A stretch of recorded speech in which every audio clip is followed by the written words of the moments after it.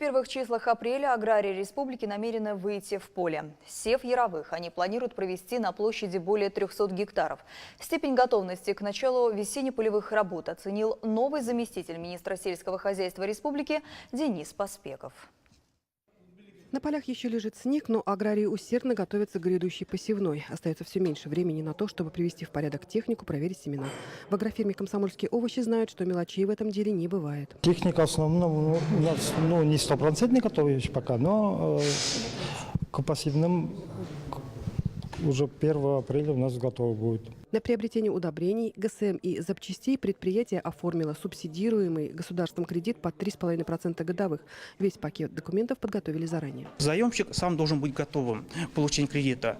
Вот мы хотим написать заявку, отдать в банк, и через 10 дней хотим получить кредит. Так не бывает. Заемщик вместе с заявкой должен сразу же представить документ на залог, оценку, договора на покупку с поставщиками, справки с налоговой службы, с фонда социального страхования. В этом случае возможно получить через 2 недели. Однако не всегда в штате у фермеров есть в наличии даже бухгалтер. С каждым предпринимателем кредитные организации готовы работать индивидуально. На льготное краткосрочное кредитование в республике предусмотрены субсидии в размере более 90 миллионов рублей.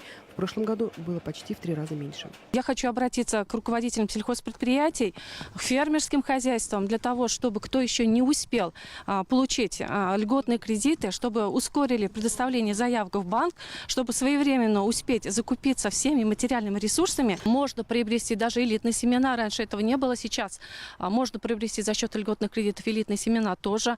Можно купить корма, молодняк для выращивания откорма, что ветеринарный препарат. То есть все то, что нужно в хозяйстве для проведения сезонных полевых работ и для осуществления хозяйственной деятельности. Особое отношение на предприятии и к семенному фонду. В этом году на площади 750 гектаров здесь планируют посадить селекционный картофель. Есть лаборатория, выращиваем картофель с микрорастений, с пробирок, мини-клубни получаем.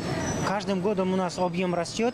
Мы надеемся, что в следующие года мы 100% обеспечим своими семенами сами для себя. И излишки будем продавать и в сторону. По данным Министерства сельского хозяйства, Чувашия на сегодняшний день семенами зерновых и зернобобовых культур обеспечена на 102%.